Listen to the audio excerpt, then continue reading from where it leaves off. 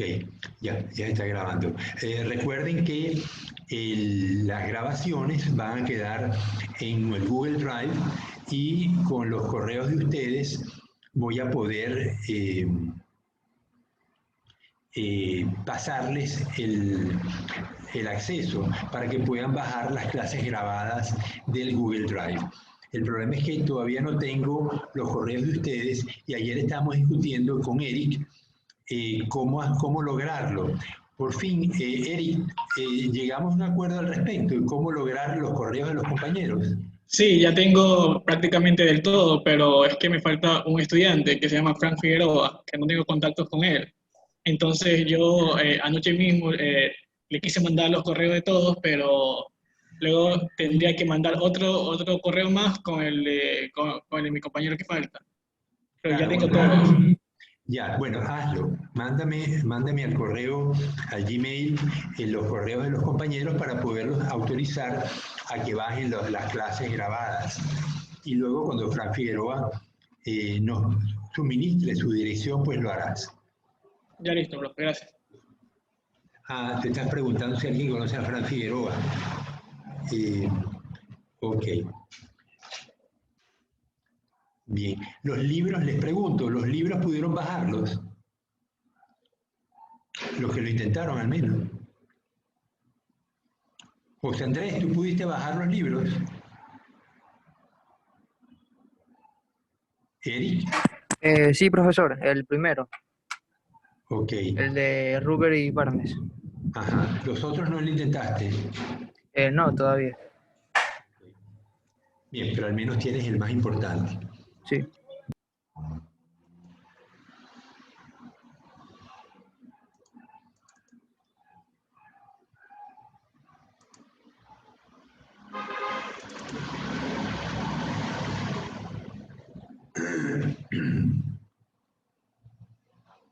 Ok, entonces durante mucho tiempo los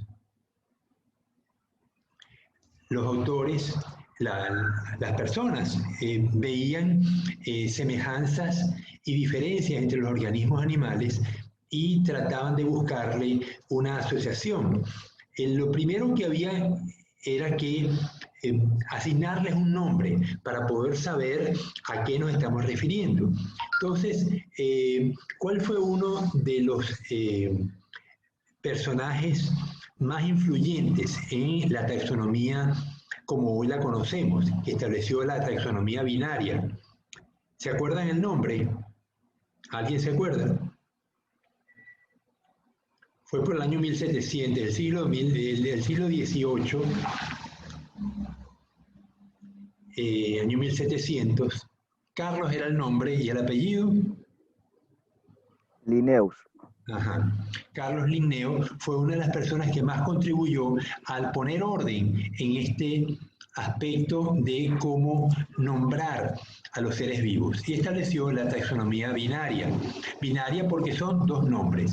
El primero representa el género y el segundo representa no el segundo, los dos representan la especie.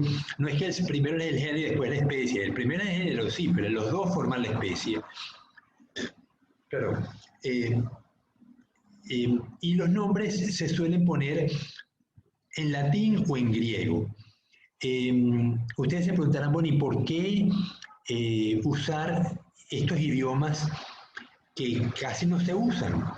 Durante muchos siglos, la cultura, la gente culta, o que podríamos llamar culte, porque el analfabetismo era masivo en los pueblos, se hablaba latín y las clases se daban en latín. Pero esto dejó de ocurrir y hoy en día el latín pues es lengua muerta, solamente se usa en la Iglesia Católica y en la sistemática. Entonces, la ventaja de usar lenguas que no se emplean significa que tampoco se modifican.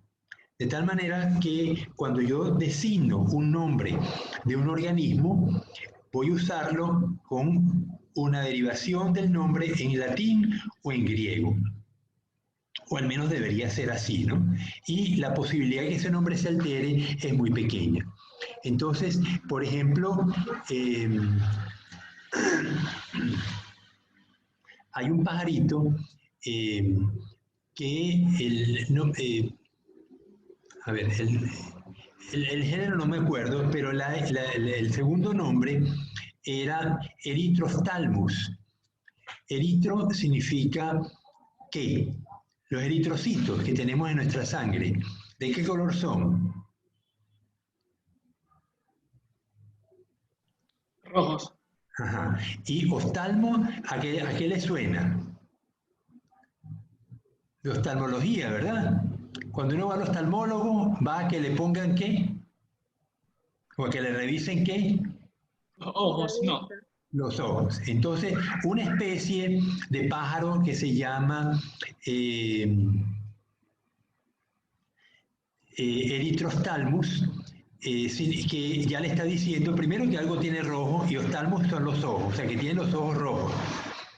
Entonces, de esa manera, esas son dos palabras griegas. Eritros es rojo y oftalmos es ojo.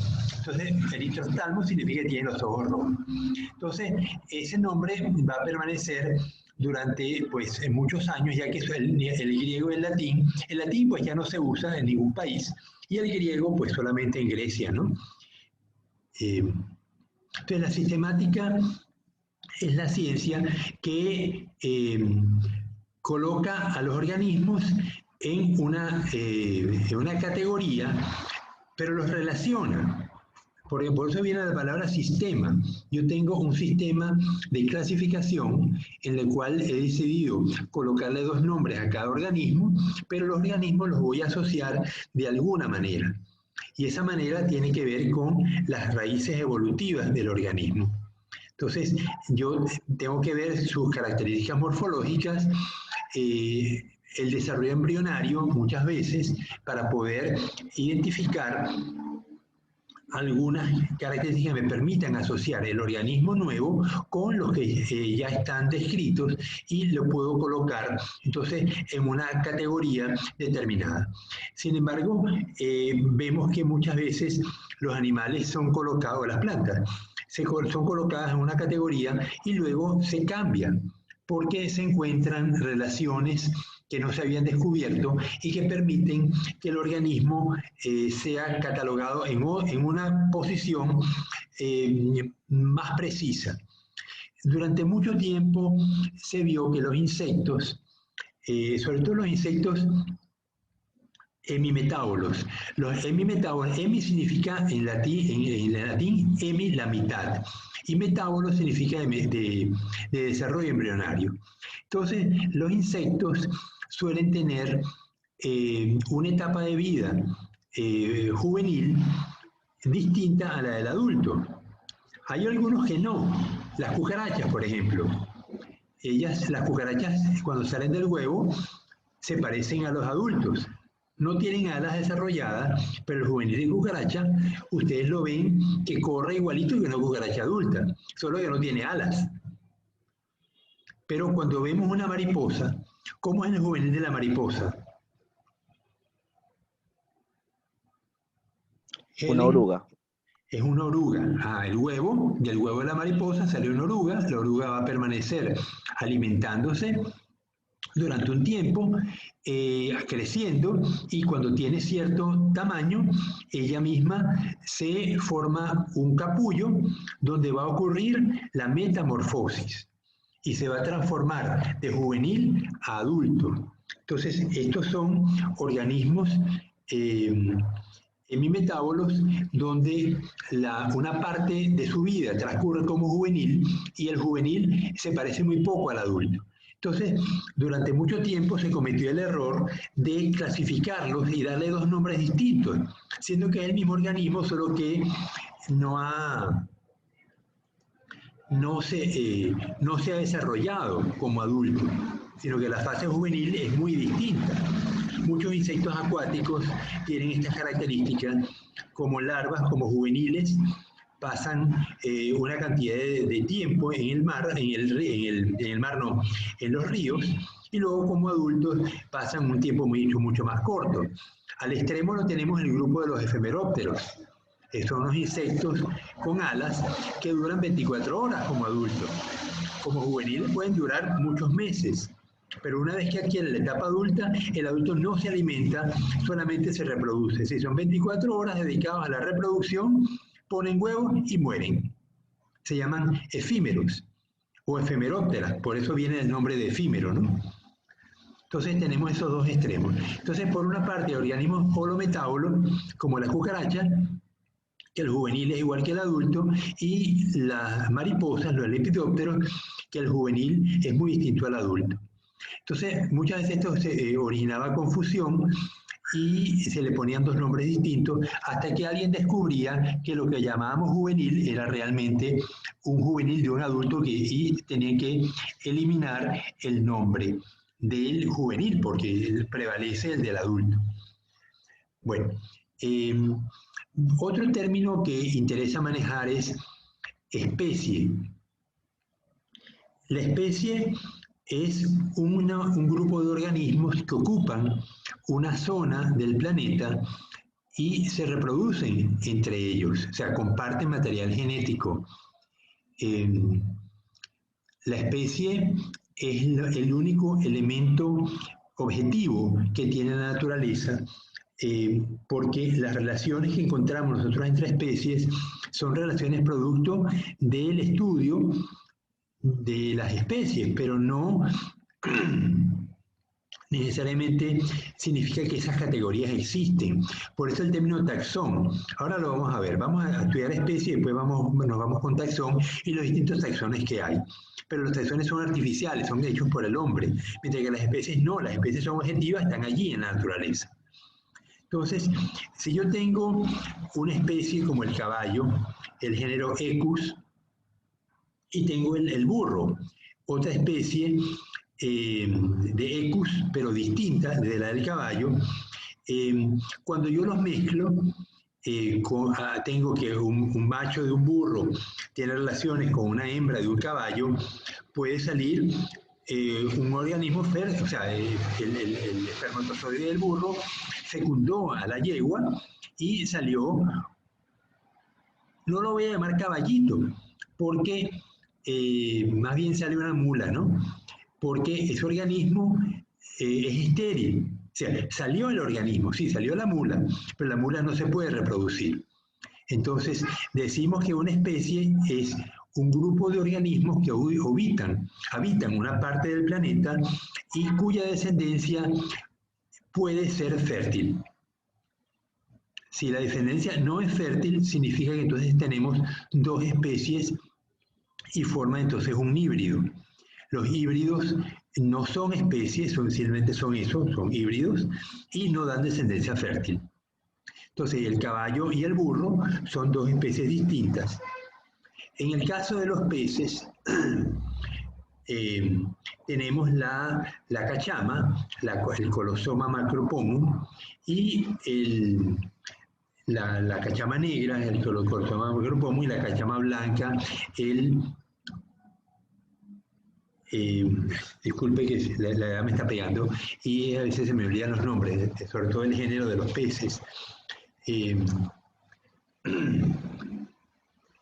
Bueno, tenemos la cachama blanca, después me acordaré el nombre, cuando me acuerde se los digo. Ellas se pueden mezclar y forman un híbrido, que es el que más se usa, por cierto, para cultivo en los llanos del Ecuador, en el oriente ecuatoriano. La razón es que el híbrido de la cachama con la cachama blanca, la cachama negra con la blanca, tiene mejores condiciones para crecer, crece más rápido, es más corpulento, o sea, tiene lo que llama el vigor híbrido, pero el híbrido no se reproduce, porque es la combinación de dos especies. Entonces lo que uno hace es que tiene las cachamas negras y las blancas en las lagunas y toma los ejemplares, las hembras de uno y machos de otro, y las mezcla y obtiene los híbridos. Pero sabe que los híbridos no se van a reproducir. Eso también tiene ventaja de que cuando los vayamos a usar para sembrar embalses, por ejemplo, pudiéramos ir y sembramos con híbridos de cachama y cachama blanca y negra el embalse de la Poza Honda, que queda más allá de Honorato Vázquez, más allá también de Santa Ana. Entonces, eso tiene la ventaja que como no se va a reproducir, eventualmente los animales que sembremos van a desaparecer y el sistema revierte a su condición normal. Distinto es cuando sembramos con peces como la tilapia, que se reproducen muy intensamente y desplazan a las especies nativas del Ecuador. Por eso es que no nos permiten arrojar tilapias a los ambientes dulceacuícolas silvestres, porque podemos afectar la fauna que hay en ellos. Bien, entonces tenemos el concepto de especie, sabemos que las especies ocupan una cierta zona geográfica del planeta. ¿Qué hace falta para identificar una especie? Normalmente la hacemos en base a características morfológicas, ya sea lo que llamamos caracteres morfológicos válidos. Cuando uno tiene características de una especie, por ejemplo, el color, el tamaño, cuántas patas tiene. Los arácnidos, por ejemplo, tienen 4 pares de patas. Los insectos tienen 3 pares de patas. Los decápodos, su nombre lo indica, decapodo, 10 patas. Como el camarón, el cangrejo, todos tienen 10 pares de patas. Entonces, uno puede usar el número de patas como carácter taxonómico válido. Pero hay otros caracteres que no se pueden usar. Por ejemplo, el peso. Yo puedo tener un organismo pequeño y el mismo organismo muy grande. Es el mismo organismo, pero de distinto peso. Entonces, el peso no se suele usar como carácter taxonómico válido. El color.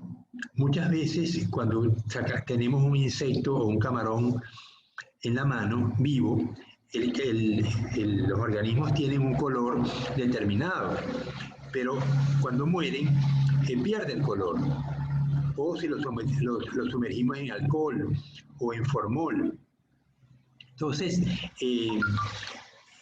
usar el color no es común, pero en las claves taxonómicas muchas vamos a ver que las manchas es distinto.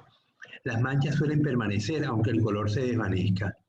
Por eso las manchas nos van a servir para la identificación taxonómica de algunos grupos.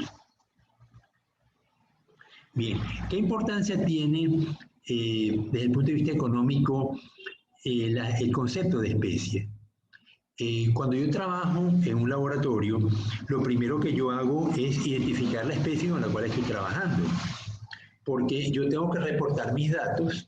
Recuerden que toda investigación tiene que terminar con una publicación, ya sea la tesis de ustedes o los trabajos que hagan en un futuro o un informe técnico, lo que les pidan cuando estén trabajando como biólogos.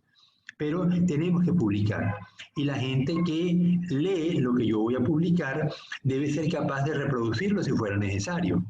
Pero es indispensable que si lo van a reproducir, usen la misma especie que yo trabajé. Por eso yo tengo que describir claramente la especie con la cual estoy trabajando. Obviamente la especie está descrita.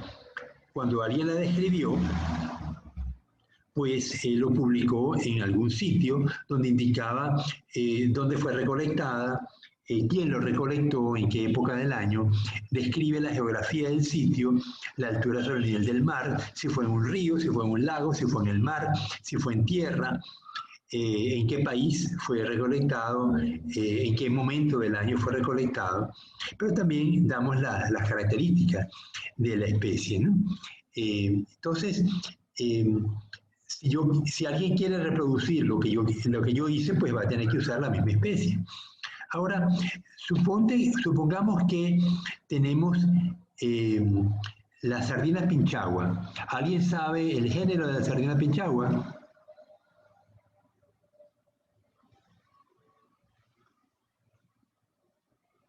Eric, tampoco. Eric es puro tiburón. No, profe, no conozco.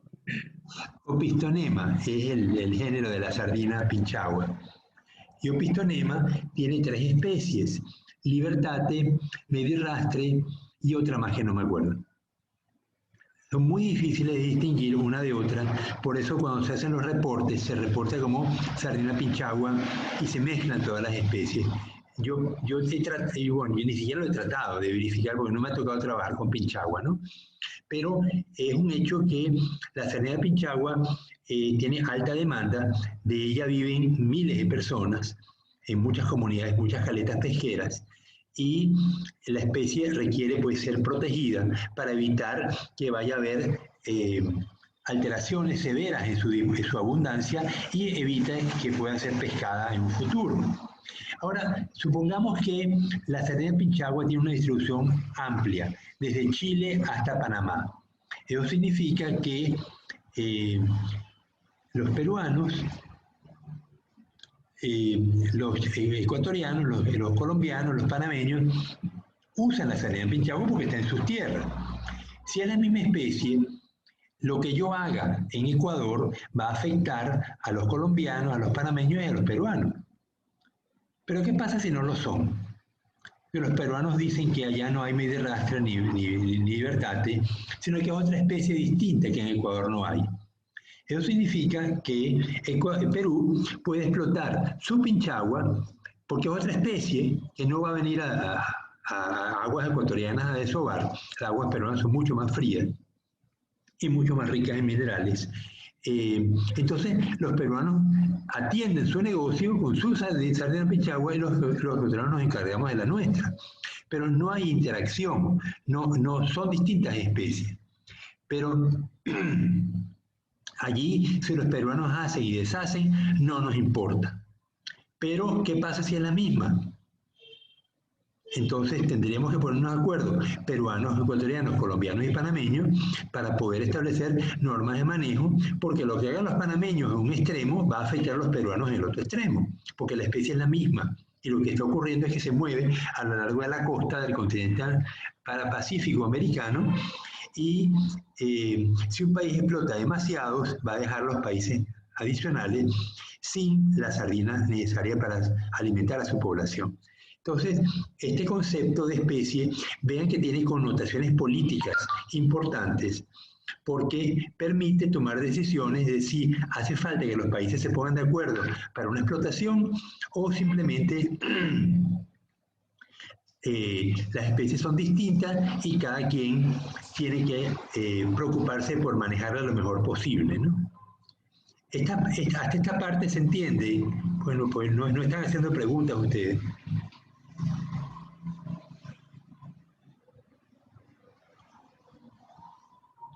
Bueno, seguimos entonces. Vemos el concepto de subespecie. La especie ya la identificamos. El concepto de subespecie deriva de que cuando las especies están ocupando territorios relativamente grandes, suelen ocurrir mutaciones todo el tiempo. Si el territorio que ocupa la especie es relativamente pequeño, los individuos de esa especie se van a mezclar. Y los genes nuevos que surjan de las mutaciones, la mayoría de los genes, perdón, ¿qué es una mutación? Porque si a lo mejor estoy hablando chino y debo hacerme entender. José Andrés, ¿puedes definirme qué es una mutación?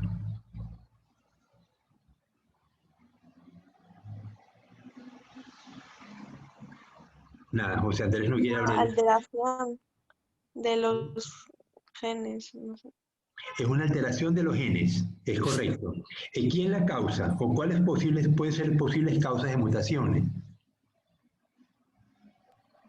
Pueden ser factores climáticos, factores antropogénicos.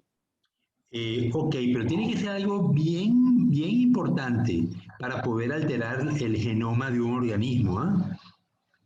Nómbrame algo, algún agente que tú conoces que puede alterar el genoma, Eric.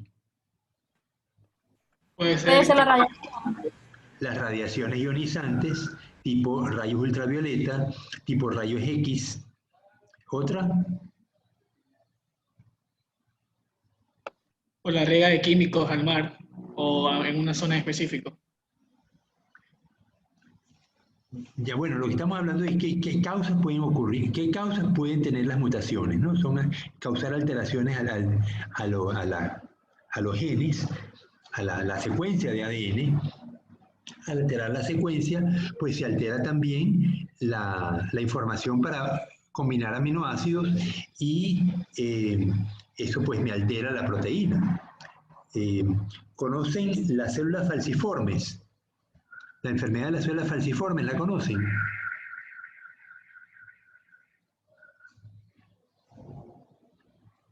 No la conocen. Al menos si nadie levanta la mano, significa que no la conocen. Ok, la enfermedad de las células falciformes es que es una enfermedad producida por un cambio de un aminoácido en la molécula de hemoglobina. Cuando este cambio ocurre, la molécula de hemoglobina cambia su forma a bajas concentraciones de oxígeno y eso altera la forma del eritrocito. El eritrocito se vuelve como una media luna. El eritrocito ustedes lo vieron que es redondito, ¿no? Redondito, rojo. La parte central más bien es achatada. Pero cuando el eritrocito se vuelve una media luna, el hígado lo elimina. El hígado lo elimina normalmente después de cierta cantidad de días, porque el eritrocito se va desgastando.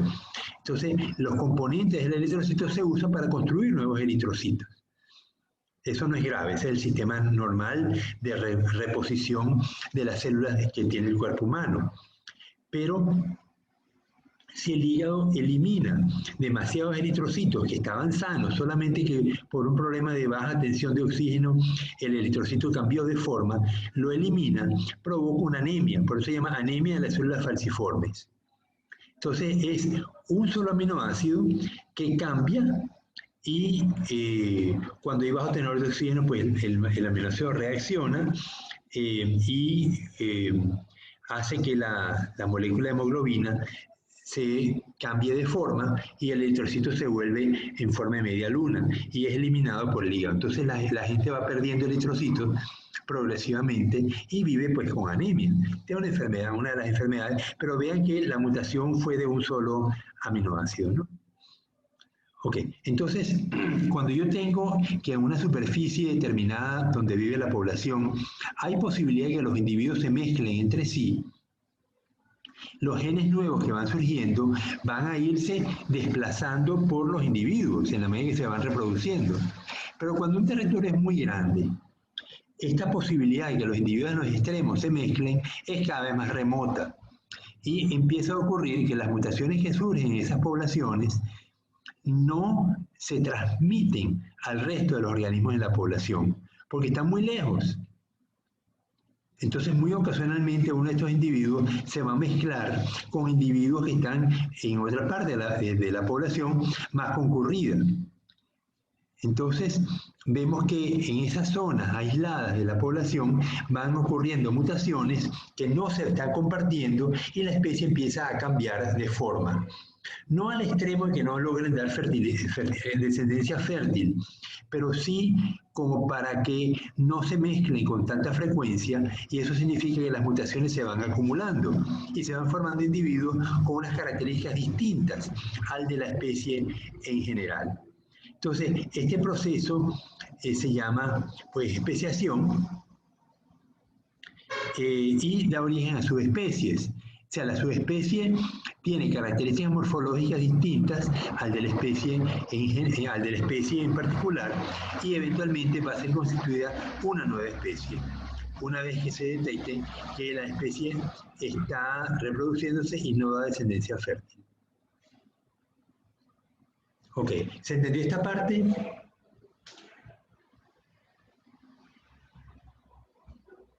Bien, ¿me permiten? A ver si tengo agua.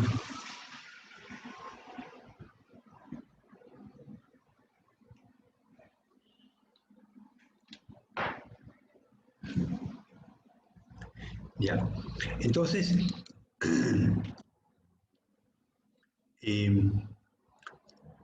si el aislamiento de sectores de la población es suficientemente largo, las mutaciones se van acumulando allí y van a ir haciendo que la especie tenga características distintas de la especie en otras partes del territorio, y ese aislamiento va a permitir que surja una especie verdadera, o sea, de subespecie va a pasar a especie. Pero ¿cuándo ocurre? Cuando haya transcurrido suficiente tiempo y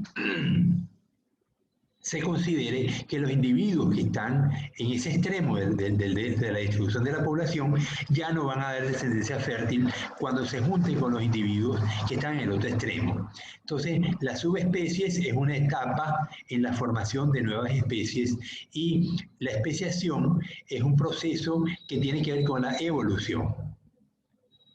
Por eso mencionaba en la imagen anterior, hace unos minutos, que los coanos flagelados le dieron origen a las esponjas y a otro grupo de organismos que fueron transformándose. Ya va, disculpen que voy a enchufar la...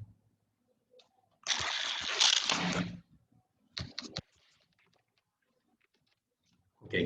Entonces, los individuos se van transformando en distintas especies y eventualmente van a formar grupos distintivos que se van a separar, se van a diferenciar mucho de la especie que les dio origen. Entonces, en teoría, por la gráfica que les mostré, vamos a verla de nuevo.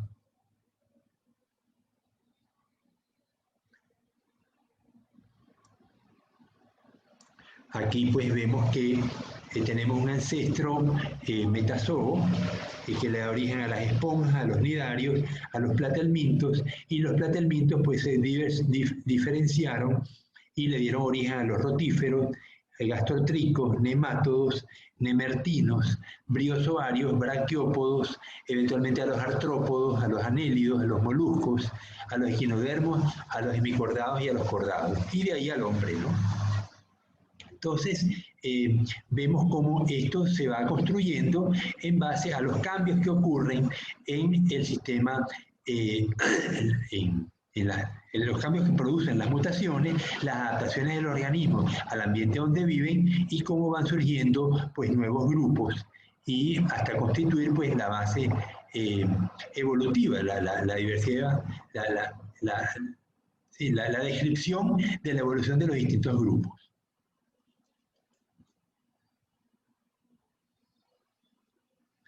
Ahora, ¿qué llamamos ancestro? ¿Qué son tus ancestros? A ver, ¿quién tengo por aquí? David, ¿estás allí? David, abre el micrófono. No, David no. Hola. Ajá. David Santana, ¿cómo estás?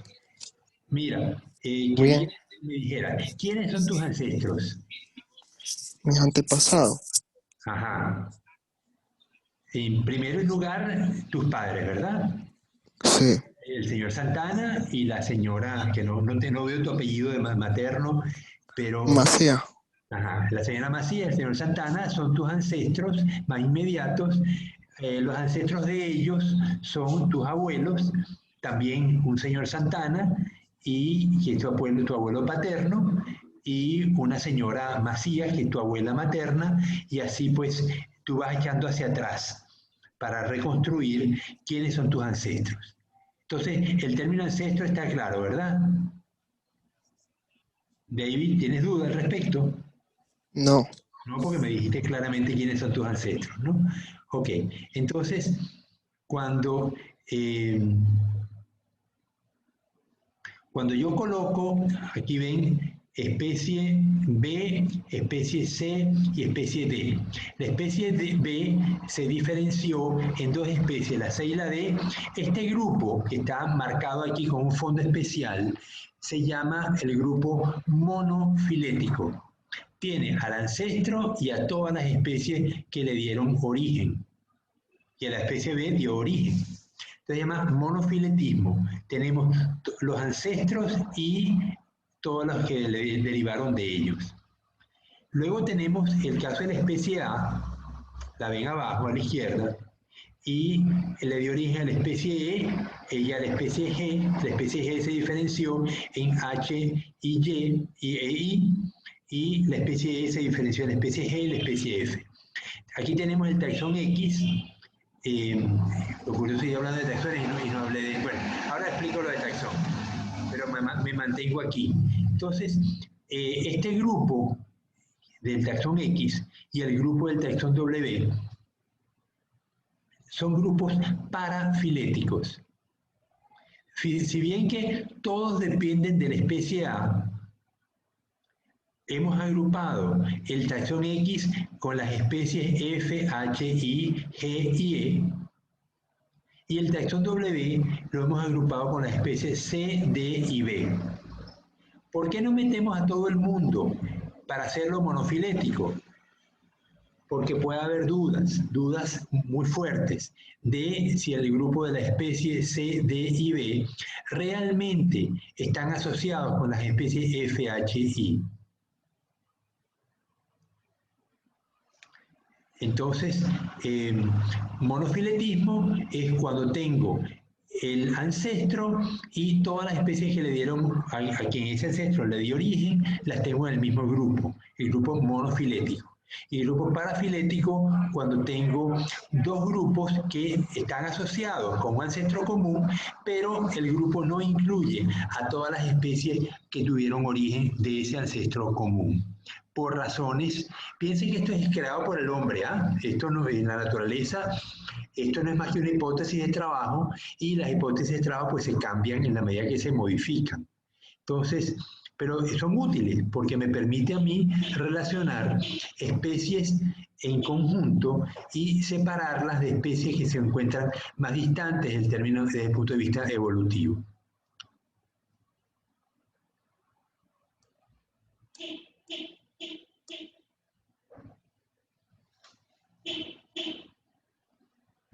En el caso de la derecha, tenemos el caso del polifiletismo.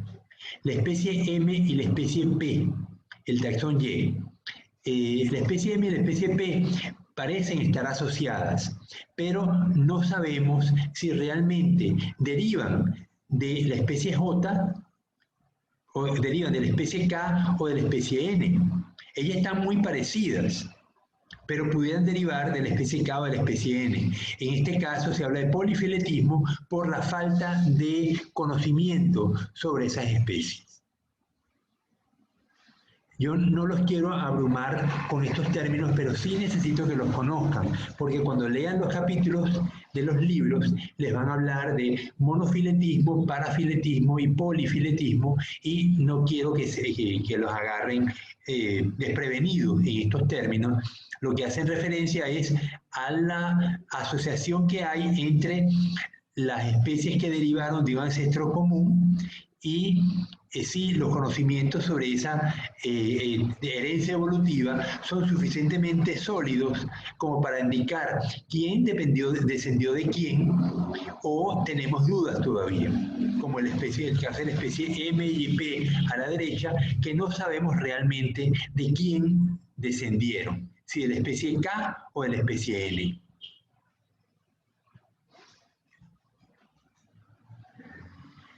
Bien.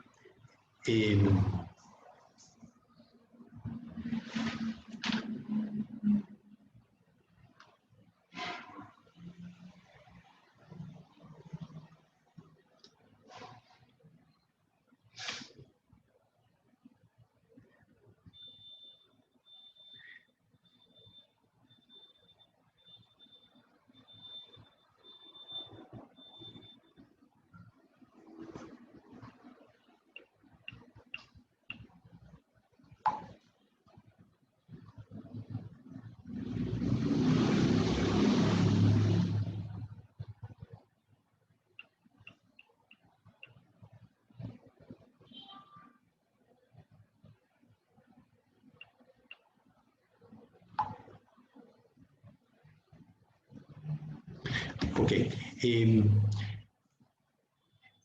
Cuando ustedes evalúan un carácter, como ya les había mencionado, los caracteres pueden ser la forma del cuerpo, la cantidad de patas que tiene el animal. Si tiene caparazón y tiene abdomen como un camarón, entonces puede tener patas en el caparazón y patas en el abdomen. Estos son caracteres morfológicos con carácter taxonómico válido, ¿no? Les decía que hay algunos que no son válidos, como el peso o el color, mientras que los que les mencioné pues sí son válidos, ¿no? Vemos que entre especies puede haber caracteres homólogos y caracteres análogos.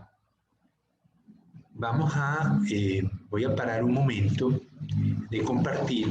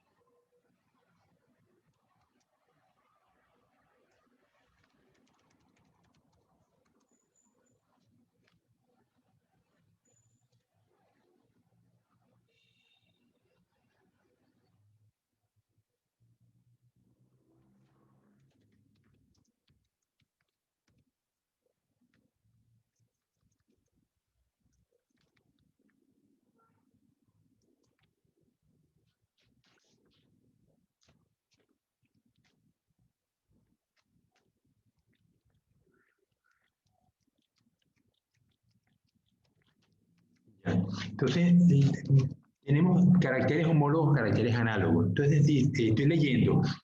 Dice, los caracteres homólogos son aquellos que tienen el mismo origen evolutivo, pero distinta función.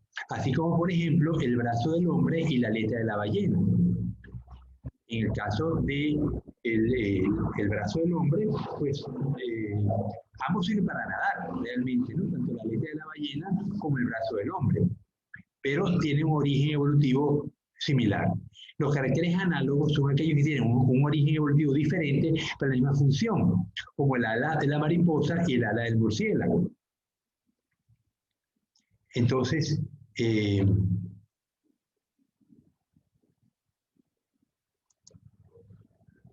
yo quisiera que ustedes me pusieran algunos ejemplos de caracteres homólogos y análogos.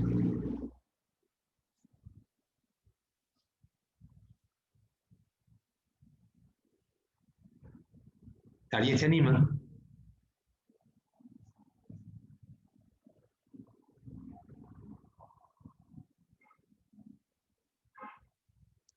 En el caso de la cucaracha tiene alas.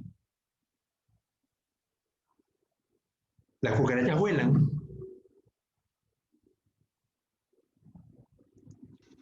Sí. Sí vuelan, ¿no? Entonces, desde el punto de vista del vuelo, de las alas de los insectos, nómbrenme dos insectos que vuelen y cuyas alas serían, bueno, serían análogas porque no sabemos cuál es el origen de las alas en la mariposa. ¿Qué otro insecto? Bueno, dijimos la mariposa vuela, la cucaracha vuela.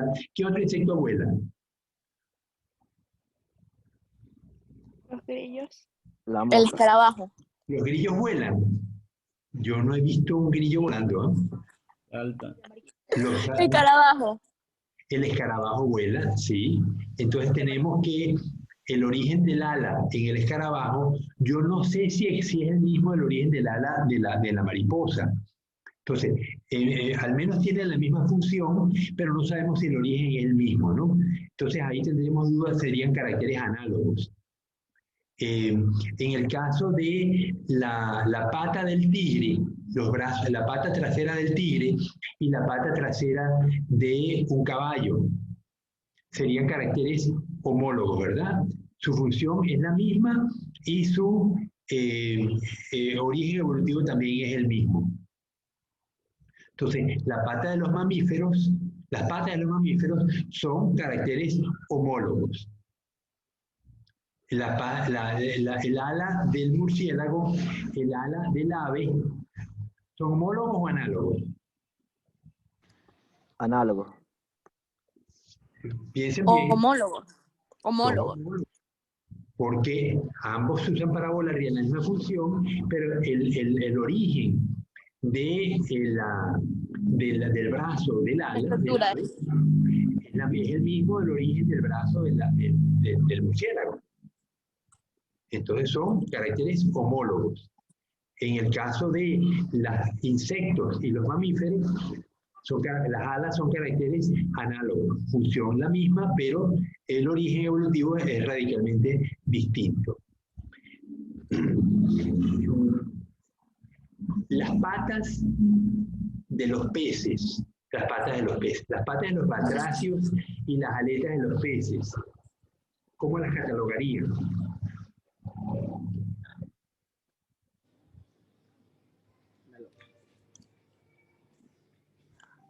Análogos. ¿De dónde supuestamente los batracios derivaron de unos peces, verdad? Cuyas aletas se transformaron en patas. Entonces, las aletas de los peces, al menos necesitaríamos tener una relación funcional y una relación evolutiva. Pero si las aletas de los peces le dieron origen a las patas de los animales, entonces serían caracteres homólogos. ¿Estamos claros? Es mi clase. Ay, tengo mi clase.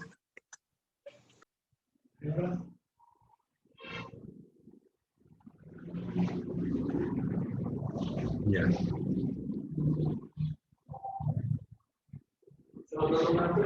¿Ah? Otra alumna, sí, muy quieta. Lástima que no quiere intervenir en clase. Que la perra está debajo de la mesa donde estoy dando clase. A ver.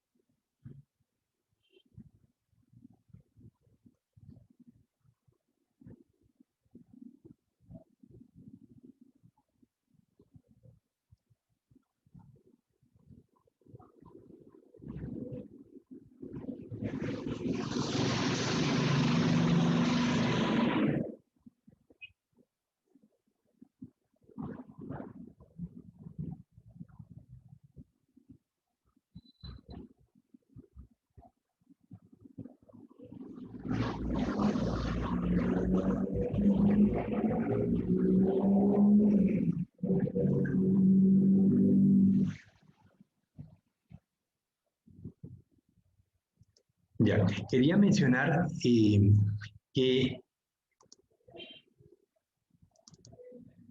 Estos conceptos de la taxonomía asociada a los caracteres morfológicos eh, va siendo superado progresivamente. Ustedes conocen las pruebas que están haciendo para determinar si uno tiene COVID-19. Las conocen, ¿verdad? Muchachos, respondan. Sí, profesor. Ok, ¿en qué consisten las pruebas?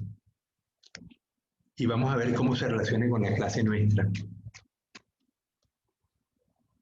Hay una prueba rápida y una prueba que tarda más, pero es más segura.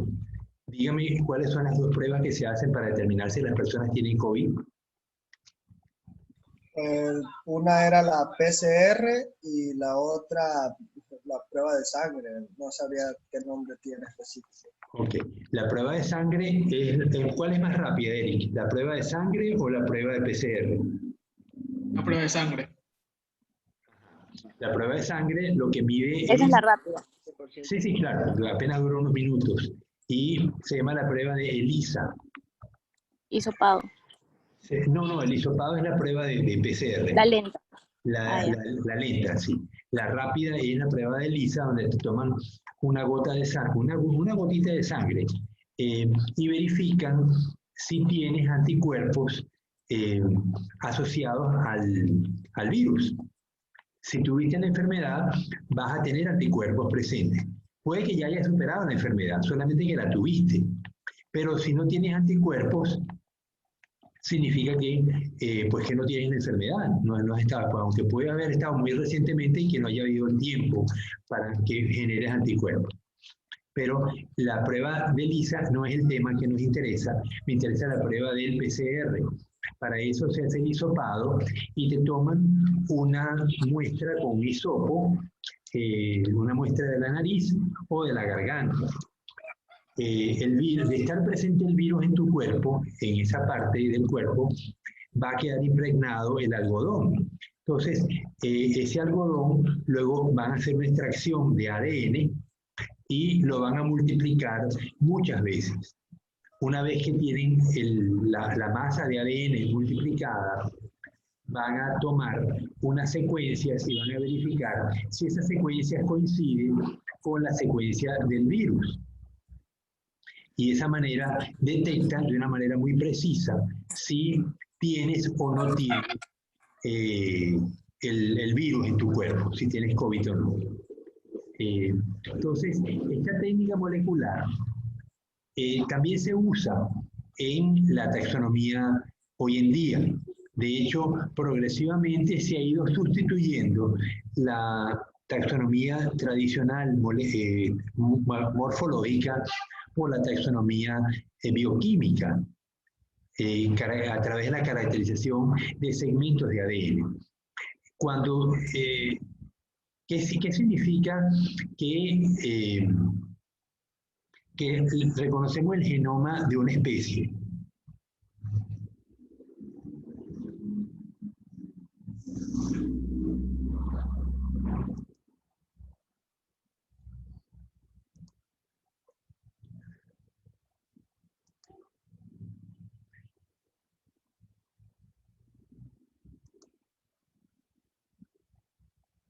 A ver, Francisco, cuando te dicen que la Thalassiosfera pseudonana es una microalga, una diatomea, la primera diatomea que se le conoce todo el genoma. ¿Eso qué significa para ti? ¿Cómo se traduce eso? Francisco no quiere abrir el micrófono.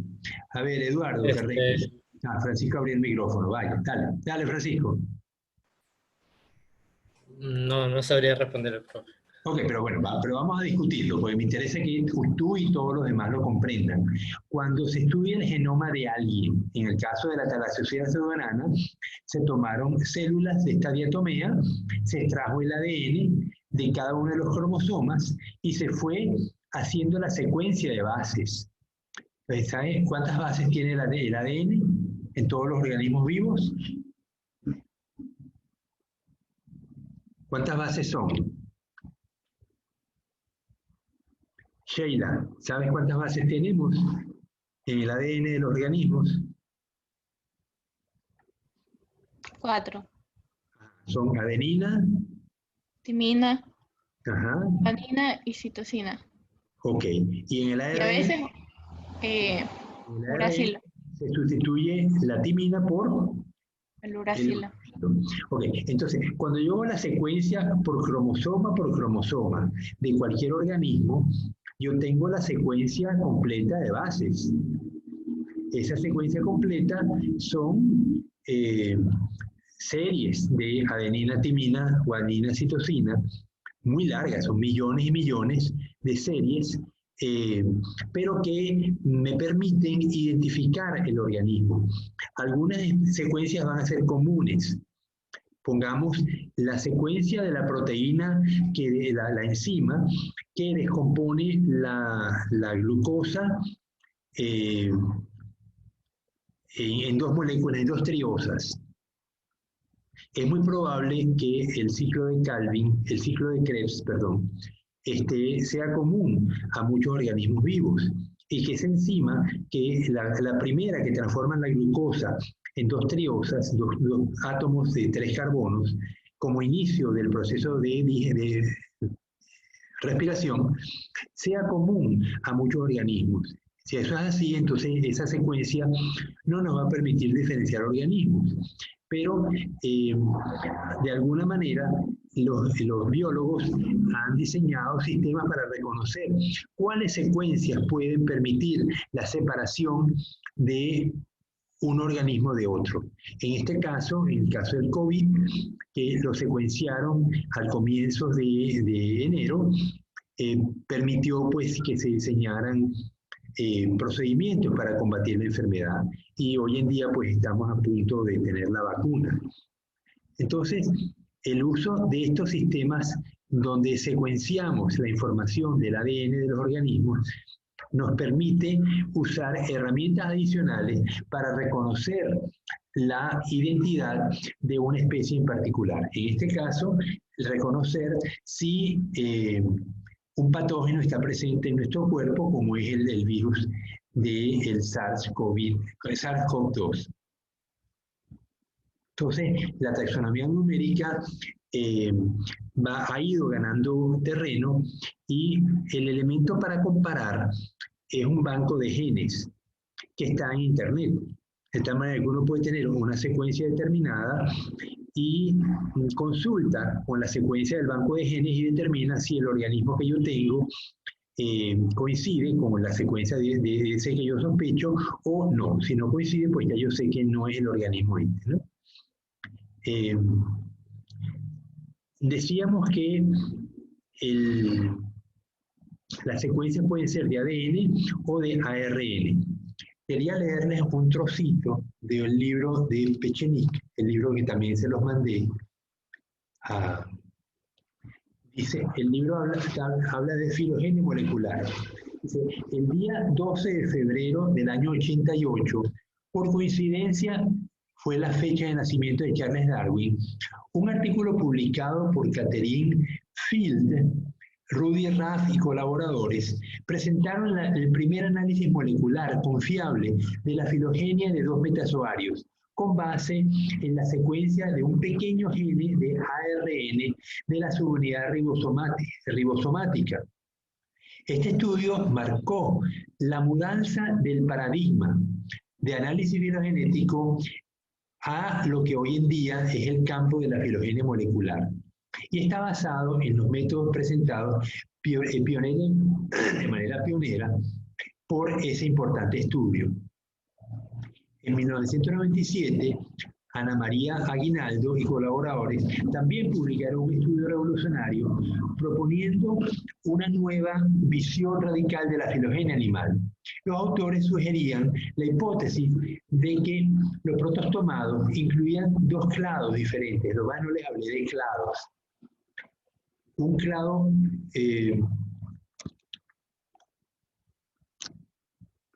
mutable llamado Ecdysozoa y un clado inmutable denominado Spiralia.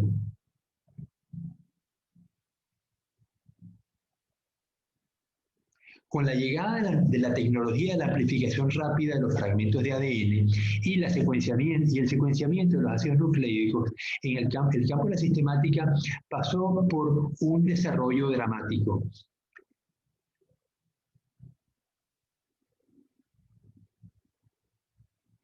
En cuestiones sobre relaciones evolutivas que tradicionalmente se habían discutido sobre morfología comparativa, hoy pueden ser evaluadas de una fuente de datos inédita e independiente. A partir de la década de los 90, la filogenia molecular inundó la literatura con árboles evolutivos elaborados con base en análisis de secuencias de genes. Las matrices moleculares son secuencias de ADN construidas por 4 nucleótidos, como ya lo dijimos, de código genético, adenina, timina, citosina y guanina. Los árboles moleculares confirmaron algunas relaciones inferidas en el pasado con base a características morfológicas, pero también presentaban una base para nuevas relaciones que no habían sido previstas.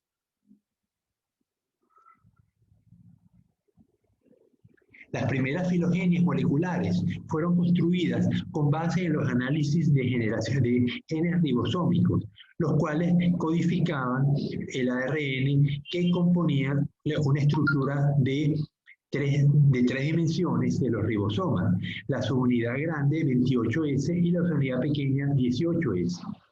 Entre tanto, poco tiempo después de publicadas las primeras árboles basados en estudios moleculares, se descubrió los análisis de datos de las secuencias moleculares que los análisis de datos de las secuencias moleculares estaban sujetas a prever relaciones erróneas en determinadas circunstancias.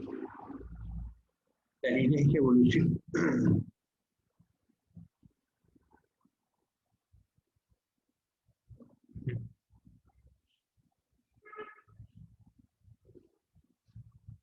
Bueno, esto lo pueden seguir leyendo en el libro de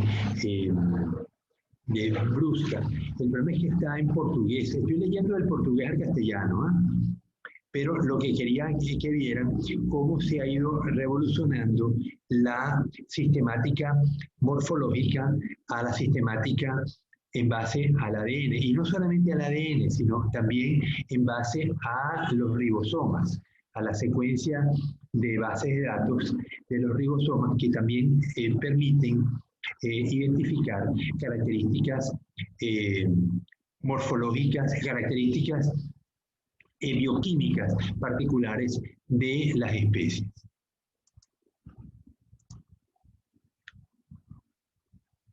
Bueno, jóvenes, voy a tener que dejarlo, pues se me está afectando la voz.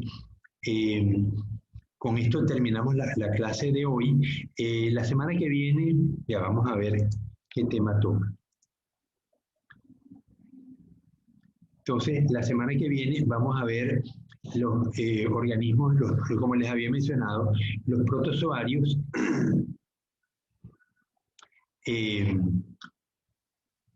los grupos de protozoarios, y les había pedido que leyeran en la enciclopedia Wikipedia lo que allí se contenía. O bueno, si ya bajaron los libros o el libro de Barnes, pues pueden leerlo con más facilidad. La ventaja de Wikipedia es que resume mucha información y van a ver que asocia los protozoos en 4 grupos: los rizópodos o sarcodinos, las amibas, los ciliados, los flagelados y los esporozoos, los esporozoarios, el género Plasmodium. Sin embargo, el problema es mucho más complejo. Por eso, como iniciación, me parece chévere que se lean el capítulo completo de protozoarios de la Wikipedia, pero vamos a ver en clase mucho más de este tema y cómo el grupo de los protistas es un grupo pues mucho más extenso en base a las relaciones evolutivas y las relaciones de tipo de ADN, ¿no? La evolución que han tenido estos grupos. me sorprendió cuando me metí en los últimos libros cómo se ha diversificado grupos que yo pensaba que estaban distantes. Ahora los encuentro asociados, inclusive algas. Cuando uno trabaja con organismos como los animales, uno esperaría que los vegetales se mantengan en un grupo y los animales en otro. Sin embargo, este grupo protista, como es el grupo base del cual surgen tanto las plantas como los animales superiores, pues hay sorpresas, ¿no? Entonces me encontré que, por ejemplo, las algas feofitas, que ahora pertenecen al grupo de los heterocontas, hetero significa diferente y conto significa flagelo. Pero los heterocontos es que hay una célula en el desarrollo evolutivo, en el desarrollo embrionario de estos organismos que tiene flagelos de distinto tamaño y por lo tanto son heterocontos. Entonces unen animales con vegetales en estas clasificaciones, ¿no? Entonces, como es bastante complejo, prefiero abordar el tema y por eso les explicar a ustedes, como lo vamos a ver en la próxima semana, para no es que les quiera complicar la vida, pero sí les debo mostrar cuál es la realidad de los grupos de organismos en el universo, en el planeta, porque hasta ahora no hemos descubierto que haya vida fuera de la Tierra, aunque hay sospechas, pero bueno, todavía no tenemos evidencia firme de que fuera del planeta Tierra hay vida, ¿no? Aunque no tiene por qué no haberla. Si aquí surge la vida, pues tendría que también existir en otro sitio, ¿no? Pero bueno, eso se lo dejo ya a las generaciones de ustedes, generaciones futuras, que a lo mejor llegarán a tener la evidencia de que en efecto hay vida sobre otro planeta.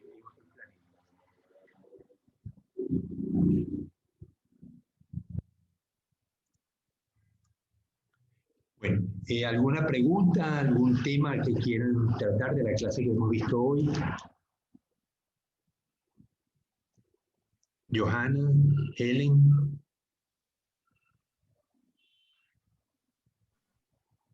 No, profe, todo está entendible hasta ahora. En base a las preguntas que ustedes formulen, pues vamos tratando distintos temas. Por la curiosidad de ustedes, pues me llama la atención y obliga o ayuda a conducir la clase hacia temas que a ustedes les interesen en particular.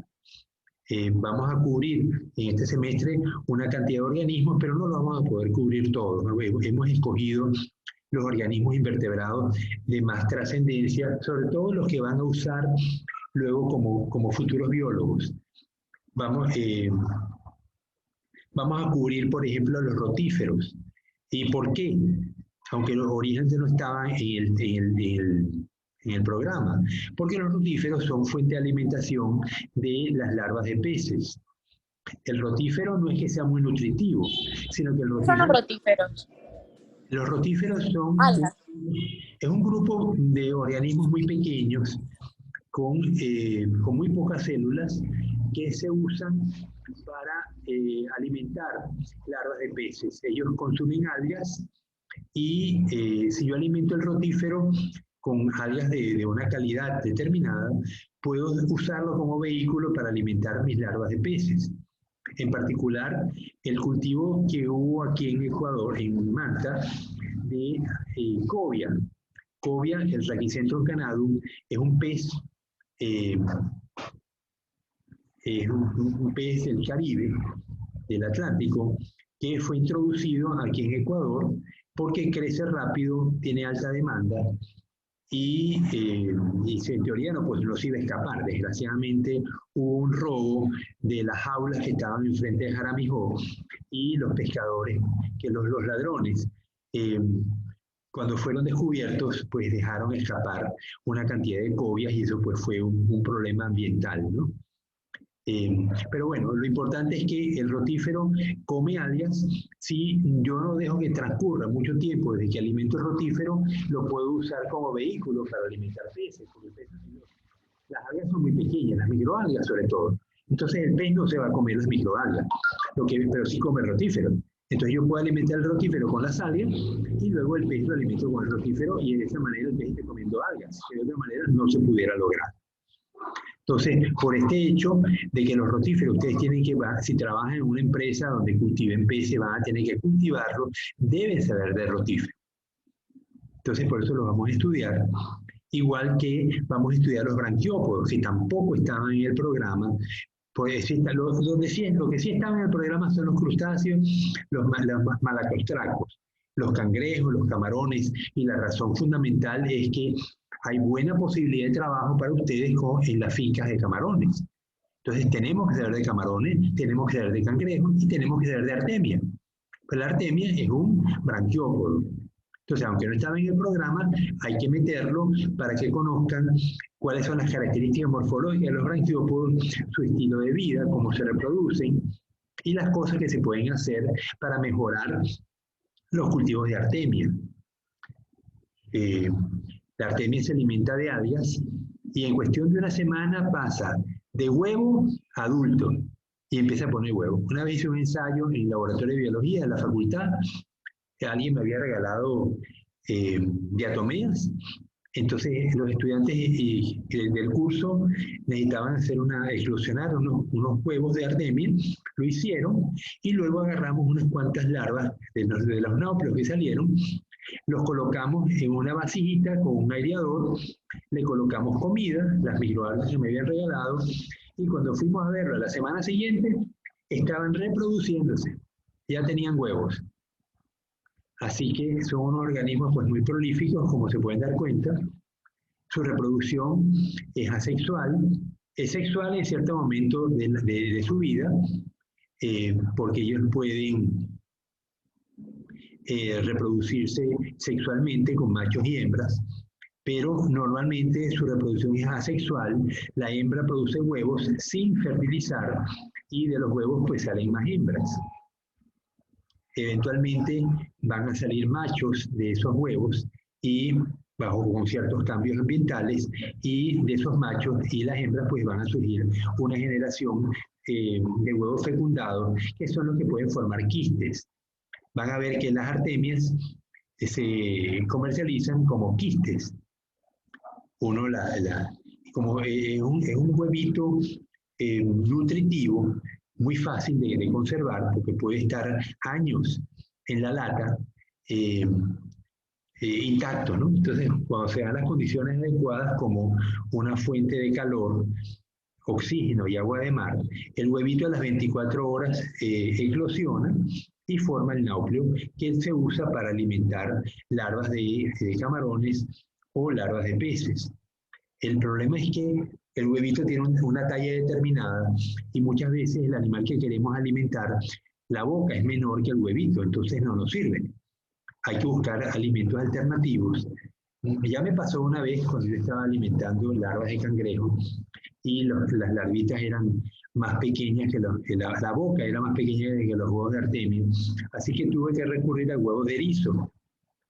Los erizos, uno tiene los erizos hembras y machos, los estimula con electricidad, ellos eyaculan y producen pues, los espermatozoides y los óvulos, uno los fecunda, y en cuestión de pocos minutos ya tenemos las primeras larvas moviéndose en el agua y las podemos usar como alimento para larvas de cangrejo o camarones, ¿no? Como yo estaba haciendo un estudio en los Estados Unidos y usaba pues, las larvas de erizo como fuente de alimentación porque las artemias eran demasiado grandes.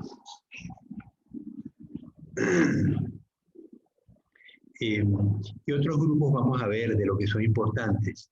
Vamos a ver equinodermos en la clase porque tenemos una serie de estudios de cultivo de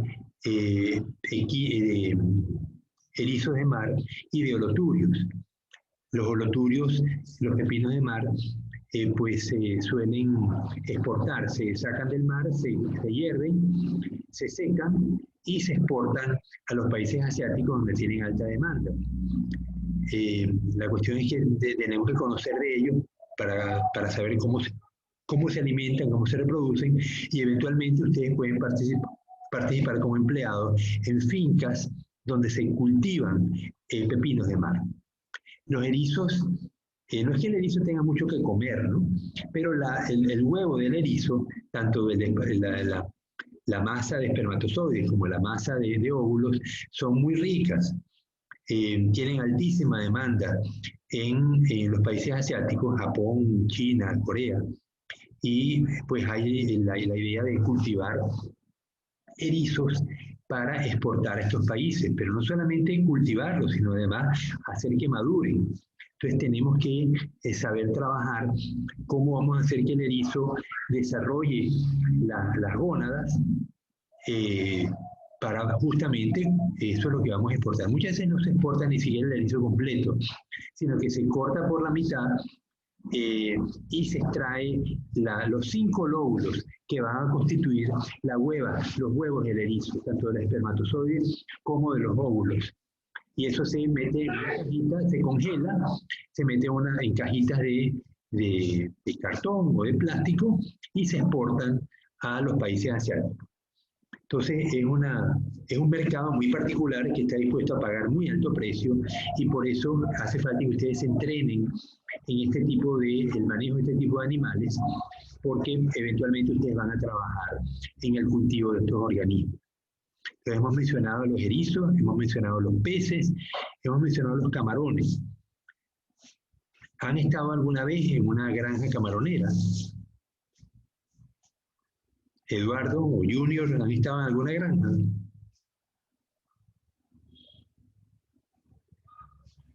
Perdón, profe. Eduardo, ¿has visitado Dígame. algún laboratorio de posguerras aquí en Manta o en la península? No, lo he pasado cerca, pero no he estado como No has quien dice entrado. dentro de... Ajá, No has sí. entrado. ¿Y los compañeros han estado en alguna granja camaronera? ¿Antonella o Helen? Cuando uno Yo no, va... profe. No. Cuando uno va circulando por Ecuador, sobre todo en la parte norte de Manabí o por los ríos, el Oro, en los ríos no, pero en el Oro, en Guayas, hay muchas granjas camaroneras, muchas piscinas de camarones. Entonces ustedes saben que esas piscinas son sembradas con poslarvas.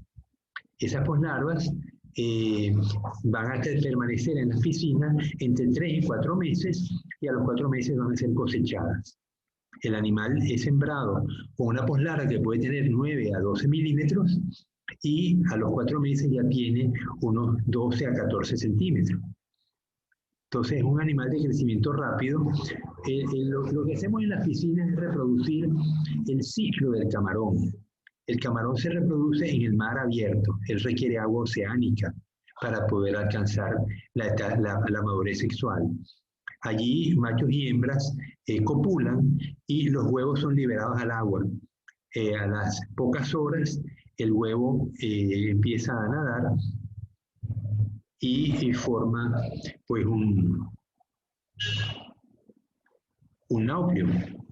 El nauplio empieza, el nauplio no se alimenta, solamente tiene vitelo que le dio la madre cuando formó el huevo y van a pasar 5 estadios naupliares. A partir del 5º ya se forma la primera zoea y el animal empieza a comer fitoplancton. Las zoeas son alimentadas con microalgas. Durante las 3 etapas de zoea. Luego, cuando ya adquiere la etapa de misis, se desarrollan patitas en el abdomen y empieza a ser depredador, a comer otros Profe, organismos. Dime. ¿qué es el nauplio? El nauplio. El nauplio es el primer estadio después que el huevo del camarón o de los crustáceos nace. Así como el pollito es la primera etapa después que el huevo del ave se rompe y sale el primer organismo, solo que el pollito camina y come. El nauplio es una etapa muy, muy primitiva de los crustáceos. De hecho, solamente tiene 3 apéndices, 2 antenas y un maxilípedo, y él se mueve con las antenas. Pero los náuplios no comen, los náuplios solamente se nutren del vitelo.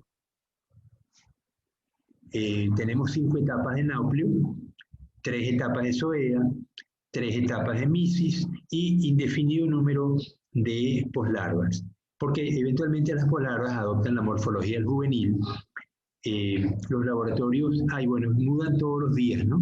Cada 24 horas o antes, estos animalitos mudan. El náuplio 1 pasa a náuplio 2, usualmente tardan entre 4 o 5 días en alcanzar la etapa de náuplio 5 y convertirse en la primera zoea. Entonces, les digo esto porque ustedes van a visitar, espero, esta pandemia no nos puede tener retenido en las casas indefinidamente, y eventualmente pues van a ir cuando tomen los cursos de acuicultura 1 y acuicultura 2, van a visitar granjas camaroneras, van a visitar laboratorios de poslarvas, laboratorios donde producen náuplios. Como el camarón se reproduce de noche, esos laboratorios funcionan a la inversa. El camarón de día le pone luces oscuras, de tal manera que él tenga su actividad sexual de día, y de noche le prenden las luces blancas. O sea que para ellos de la noche es el día y el personal puede dormir, porque si no ustedes tendrían que trabajar toda la noche cuando trabajen en un laboratorio de producción de náuplios, ¿no? Entonces, estos laboratorios de producción de náuplios producen los náuplios para las distintos laboratorios de poslarva. Los laboratorios compran los náuplios y los van a convertir en poslarvas, cuyas corridas van a durar 23 días. A los 23 días ya deben tener que el náuplio alcanzó la etapa de poslarva 12 y son vendidos a las granjas camaroneras, donde van a ser sembrados en las lagunas. Y allí van a pasar hasta 3 o 4 meses, dependiendo del mercado que se quiera abordar. Si uno quiere un mercado donde acepten camarones de 14 centímetros, pues hay que dejarlos 4 meses. Si el mercado es para camarones de 12 centímetros, pues entonces los dejo 3 meses nada más y saco mi cosecha y vuelvo a sembrar. Cuantos más cosechas haga al mes, haga al año, pues es mejor, gano más dinero, ¿no? Ahora, hay elementos que hacen avanzar el desarrollo embrionario, el desarrollo de estos camarones. Uno es la comida, ¿no? Unos camarones bien alimentados, pues crecen más rápido y facilitan que se puedan sacar más cosechas al año, ¿no? Entonces, Las diatomeas son alimento para esas larvas. Sería lo... Para la larva tipo zoea, es la única que se alimenta solamente de algas. La poslarva, el misis, también se alimenta de algas, pero necesita consumir carne, necesita consumir artemia o copépodos. Hemos visto en la literatura que uno puede cultivar larvas de camarón solamente con algas, solamente con diatomeas, pero no se puede cultivar larvas de camarón solamente con artemia, porque la etapa de zoea solamente come algas, y si no se las das, se mueren de hambre. Pero la misis, la poslarva, pueden consumir algas y pueden consumir larvas de otros organismos. Las artemias son quistes, como les explicaba antes, que vienen de las salinas. En Salinas, en la ciudad de Salinas, en la península de Santa Elena, tenemos plantas donde se produce artemia. También la artemia originalmente proviene de Utah y del lago Mono, en California. Allí, esos lagos, durante el invierno, lagos son muy salados, ¿no? Tienen la salinidad, una salinidad muy alta, casi 4 o 5 veces la salinidad del mar, y cuando llegue el invierno, son condiciones adversas, hay poca luz, la comida escasea y las artemias entonces producen machos y se produce la fecundación, la reproducción sexual. Como producto de esa reproducción sexual, los huevos se van a transformar en quistes y la artemia muere. Pero los quistes se acumulan en la costa. Entonces, uno puede, con un colador, una tela finita, puede recoger los quistes de artemia, los lava, los seca y los guarda. Y así van a permanecer durante años, hasta que puedan ser puestos en agua de mar de nuevo, con una temperatura más o menos alta, bueno, ni tan alta, de 30 grados. Y los huevos a las 24 horas eclosionan y forman los náuplios. Entonces, estos quistes de artemia se usan como fuente de alimentación en los laboratorios de poslarvas de manera tradicional, pero muchas veces hay que importarlos. Y por eso es que mi idea es poder producir alternativas a la artemia. Y las alternativas son los copépodos. Ojalá pudiéramos producir huevos de copépodos, pero hasta ahora lo que se me ocurre es que cultivemos copépodos y tengamos el cultivo dispuesto para cuando haya que alimentar las poslarvas y le vamos dando, en lugar de darles artemias, le damos copépodos. Y los copépodos son producidos en Ecuador, con inóculos de copépodos y las microalgas que sí las tenemos. Bueno, jóvenes, yo tengo que dar otra hora de clase más y necesito pasar por lo menos 10 minutos de descanso, porque si no, la voz no me aguanta. Así que nos vemos el día martes, ¿verdad?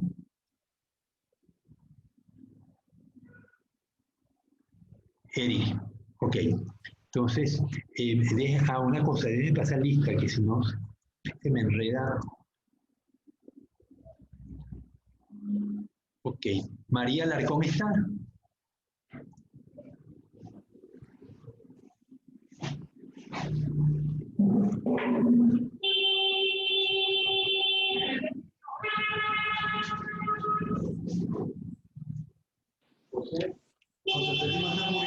Sí, ya viene con el almuerzo, con la comida. María, perdón.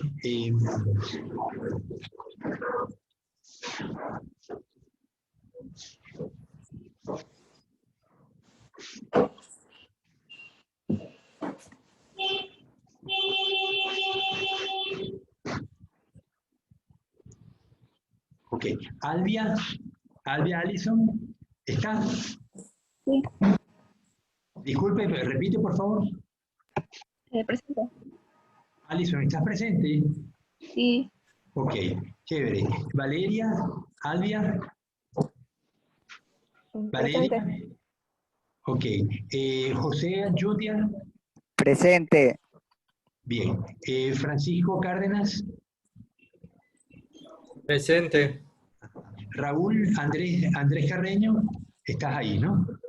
Sí, biólogo, presente. Ok. Clever Cedeño. Presente. Marc Cedeño. Bielka Cedeño. Presente. Ajá. Washington Chica. Presente. Erika Macías. Presente. De la Cruz Macías. Melanie Delgado. Presente. Jessica Espinar. Presente. Neri García. Gina Guerrero. Johanna, perdón. Neri García no está presente, ¿no? Gina Guerrero. Ingrid Loor. Presente. Gina Guerrero sí está presente. ¿Quién, perdón? ¿Quién, Gina perdón? Guerrero. Gina Guerrero. Sí.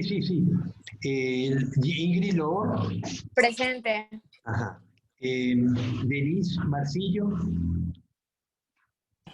Presente. Ajá. Ulises Mendoza. Ulises. Kevin Molina. Melanie Moncayo. Presente. Ajá, ok. Presente, Kevin Molina. Kevin, perfecto. Melanie Moncayo. Presente. Ajá. Grace Mora. Grace no está. Andrés Moreno. Grace Mora, presente, disculpe. Ah, Grace Mora, perfecto. Andrés está presente. Andrés no Él está. escribió en el grupo que tenía que trabajar hoy día. Ok, Y no hay por esa problema. razón. No hay problema, Eric, no hay problema. José Murillo. Presente. Leonardo Paredes. Presente. Wilder Párraga. Presente. Ariana Parrales. Presente. Melanie Parrales. Presente. Junior Pihuave. Presente. Fanny Pilligua. Presente. Denise Pinela. Denise, ¿estás? Presente. Ajá. Dayana Quevedo. Dayana, ¿estás? Presente, profesor. Está presente, ok. Te veo tan bajito que no. Ronnie Reyes. Presente. Elvis Reyes. Presente. Sheila Sabando. Presente. Exxon Salazar está presente porque lo vi. Presente. David Santana. Presente. Giovanni Soledispa. Giovanni, ¿no estás? Anthony Tamayo. Profesor, Giovanni, presente. Anthony Tamayo, ¿está presente? Presente. Sí. ¿Soledispa? Sí, presente. Ah, ok. Vicente Valencia. Presente. John Vera. Presente. Carol Chi Villegas. Presente. Ajá. Helen Vinces. Presente. Frank Zambrano. María Zambrano. María Emilia, ¿estás allí? Presente. Ajá. Y Maybe. Presente. Maybe. Presente. Ok. O sea que Frank Figueroa no está, ni ayer estuvo tampoco. Neri Alexander García. Marc Anthony Cedeño. Son los únicos que me faltan. Bien. Bueno, jóvenes, entonces nos vemos el día martes. Por favor, ratifico que lean la sección de protista porque la vamos a estudiar y es un tema complejo. Así que espero que podamos discutir y participar, porque si no se van a fastidiar.